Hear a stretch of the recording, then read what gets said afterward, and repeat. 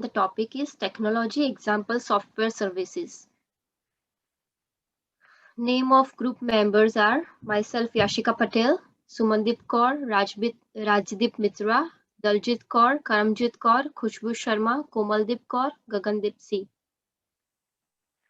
Table of contents. Brief introduction on the business. Explain the organizational structure and why is it the best for the company in your opinion. Which reward system is implemented in the organization and why? What kind of culture is in the organization? If you want to improve the customer service and process effectiveness, how would you implement the changes with the organizational change strategy? How would you compete with other organizations and become the best place to work using OB theories and practices? Introduction on the business. Oracle Corporation is an American multinational computer technology corporation which is located in Austin, Texas. The company deals mainly with database software and technology, cloud engineering systems, and enterprise software products. With these HR software or information, companies can easily perform key functions of the HR department, capture basic data about employees, manage employee data, generating valuable reports, and it also helps in hiring process. Oracle was the second largest software company by revenue and market capitalization. The company also develops and builds tools for database development and system of middle tier software. Enterprise resource planning, which this software standardizes, integrates business across finance. Human capital management, this software mainly helps employers manage and look after most important assets, employees.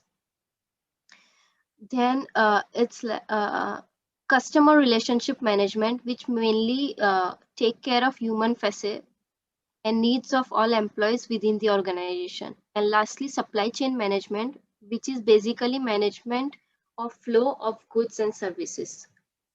Further, it will be explained by Daljit. So my name is Diljit. So I'm here to discuss about Oracle organizational structure. So the organizational structure that you define can vary and differ from businesses to businesses and even from firm to firm within your organization and the business. You can define an organization structure by three terms. Firstly, a business unit. Secondly, positions in the company. And thirdly, individual employee. To meet the needs and desire of different people, you can define multiple organizational structure and use them for different businesses and purposes. To satisfy the needs of different people and the organization, you can create multiple organization structure that provide varying levels of details. Next, Kira.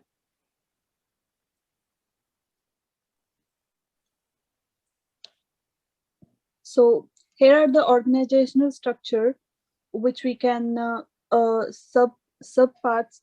So business unit. So it's executive, and there are three terms: human resource, finance, and operations.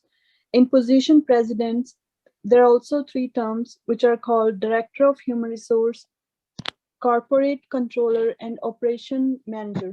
And lastly, there is employee, which are Ray Allen and Jill Davis and Joseph Clark. Hello everyone, my name is Karanjit and I'm going to talk about organization structures continually. After defining an organizational structure, we can periodically review and revise it to reflect staff addition or turnover. We can print organizational structures and distribute them to members of your organization. So working with organizational structure includes defining, reviewing, and printing organization structures. Firstly, define organizational structures to illustrate reporting relationship within your organization. You can define organizational structures depending on the needs of your organization. And second one is reviewing organization structure. After you define an organization structures by business unit, you can review it to analyze the reporting relationship between the business unit in your organization. You can review a single level structure and a multiple level. And the third one is a printing organizational structure. When manager or other employee need to review the reporting relationship within your organization, you can print organization structures. In my opinion, Oracle's organization structure is best because this makes their operations more efficient, and as they separate employees and divide the departments into many parts to help it in making a properly functional. So the company can perform different functions very easily as it is organized in a proper structured way. So it helps in creating a management chain which proves as a beneficial for the company. Thank you. I am Sumandeep Kaur with student ID 4304550, and I am going to discuss the reward system in Oracle. First of all, Oracle Incentive Compensation is the state-of-the-art utility that helps companies manipulate their enterprise goals by means of controlling the way they compensate their income forces. Second one is that Oracle Incentive Compensation is designed to calculate and pay compensation to salespeople, that is mainly the resources. Although Oracle Incentive Compensation is generally used to compensate salespeople, still it is considered as a band is sufficient to compensation non-employees that include the vendors, suppliers, and the partners. Third one is that however many setups must be carried out earlier, then all of us can virtually construct compensation plans or pay the salespeople for their efforts. And the last one is that Oracle Incentive Compensation can calculate financial commission as properly as non-monetary commission that include basically the points. Moving further, Oracle Incentive Compensation integrates with different purposes with regard to the Oracle e-business suite. And the next one is that integration with Oracle Resource Manager and Oracle Journal Ledger are mandatory, which means that is basically depend on the fact that they are the representative of the data on personnel in Oracle Human Resource and Accounting information. And the third one is that Oracle Incentive Compensation collects transaction, which is basically their commissions earned and determines what they have to pay to other people. Fourth one is that the Amaze transaction are run in opposition to compensation plans to decide if salespeople, which is basically known as the sources in the application, are eligible for the compensation plan or not. And the last one is that the utility calculates how plenty is earned by them and how a great deal is to be paid by them, which means export fee repayment to payroll or Oracle payables for proper payment. And the last one are the responsibility of the Oracle, which include basically the incentive compensation administrator, compensation manager, and the plan administrator. Furthermore, it consists of the configuration workbench, resource manager, classification rules hierarchy, compensation plans, pay groups, and the customization. If we talk about the workbench, it is mainly concerned with the application parameters, collections, payment of the bills, calculation, payment, and credit allocation. Moving further with the responsibility of the resource manager, it is mainly concerned with the resources, that is mainly the supply of the equipment to the people and to the teammates. And the third one is the compensation plan, that is concerned with the component library and the payment plans. Last but not the least, that is the customization, which is basically concerned with the compensation plan, quotes, rates, payment plans, and the pay groups. And the next slides will be discussed by the Khushbu. Hello, everyone. My name is Khushbu, and my student ID is 4308303, and I'm going to talk about culture in Oracle. So before going further into the points, firstly, what is the company culture? So company culture is something that refers to the attitude and behavior of a company and its employees.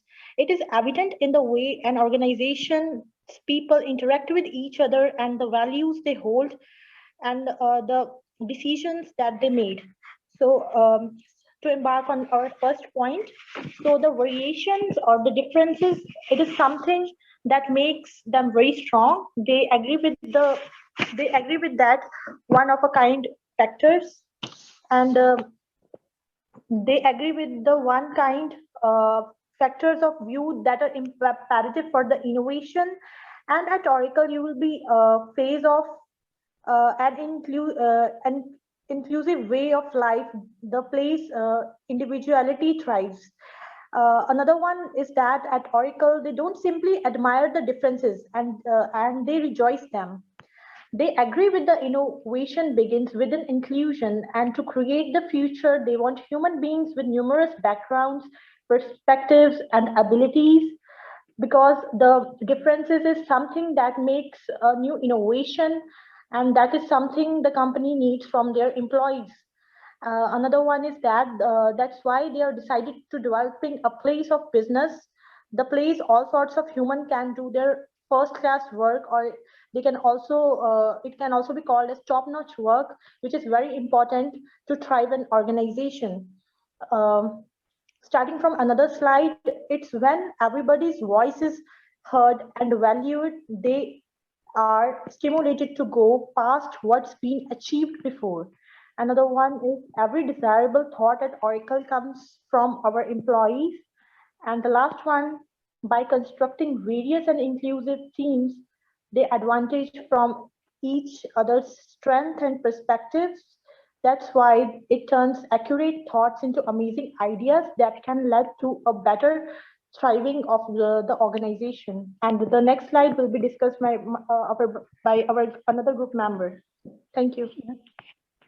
Now I will talk about improving the customer experience. There are many ways to improve the customer experience, like try to make each and every method of advertising, marketing, sales, commerce, and service count to get good customer experience. The second one is Oracle marketing and customer experience is a connected set of applications that goes beyond conventional CRM, customer relationship management, to help you create, manage, serve, and nurture long-term customer relationships. The third one is to get good customer experience. The main thing to know is what investor actually needs. Just try to understand investor each and every interaction. That should not be limited to when, where, how, and with whom. From acquisition to retention, main motive of the enterprise should be to get good customer experience and to satisfy customers. Now, I will talk about ways to increase customer experience areas, which are as just try to understand what really client needs, and if it's possible, try to engage with clients. The second one is offer career desire with personalized help for any interaction. The last one is whatever channel and career modes a company is using, just try to provide a regular customer visit to make them satisfied. Now I will request to Rajdeep to explain the next slide. Hello, so my name is Rajdeep. Here I am talking about customer experience. So first is marketing cloud, and the second one is sales cloud, and third one is service cloud, and fourth one is platform migration. So in marketing cloud is plan and execute. In sales, achieve more with less resources without compromising on speed. And service cloud is reduce service and support cost. And platform migration is migration from legacy CRM system or upgrade from one platform to another. And another ones are data migration and integration in this real time and data exchanges with other enterprise softwares. And then analytic and reports provide insight for your organization at any level. Assess analytics with the click. And then social cloud, here monitor and respond to high volume messages. And then CPQ cloud, increase sales efficiency, accelerate sales performance. And that's the customer experience. Next slide, please. And in this competing with other organization. So the first one is a most important responsibility of managers is to make groups functions effectively, bringing about tremendous performance. However, is no convenient task, as Nadler and Cushman note.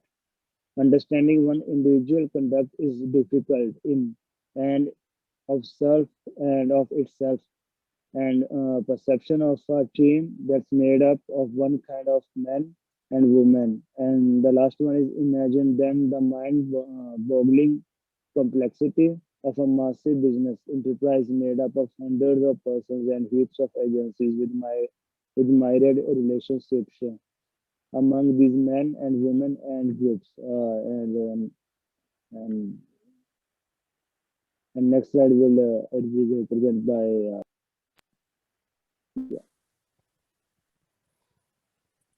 Hi, this is Gagandeep Singh. I'm further going to explain some points of competing with other organizations.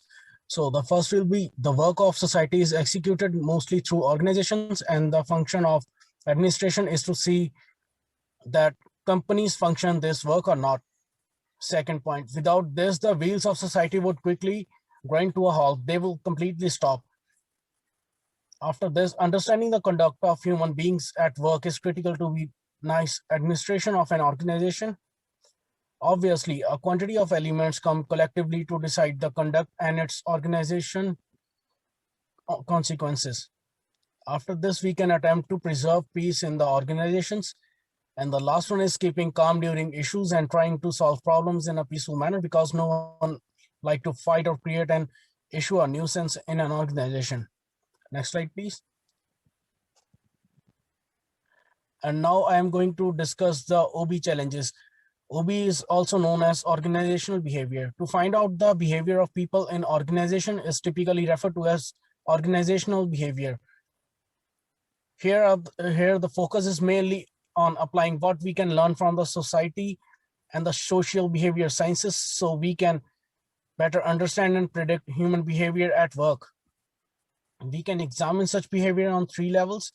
First one is individual, second the group, and third the organization. In all the 3 cases, we can seek to learn more about what causes people individually or collectively to behave as they do in the organizational settings. These are all the ways and the things which we can do to compete with others. Next slide, please. And the final one is importance of goal and importance of relationship. So there are 5 major points through which we can achieve all these things. So, and these 5s are competing, collaborating, compromise, avoiding, and accommodating. So in competing, one party seeks to satisfy interest regardless of the impact of other. They just see their benefit and go directly through it. Collaborating, both parties win. Both parties collaborate and join each other to get a mutual benefit. Third one, compromise. Both parties win and give up something. Compromise is something like they give various point of views to get a same vision. Avoiding, one or both parties seek to suppress the conflict. Accommodating, one party yield the win to the other party. And that's how it works. Thank you so much.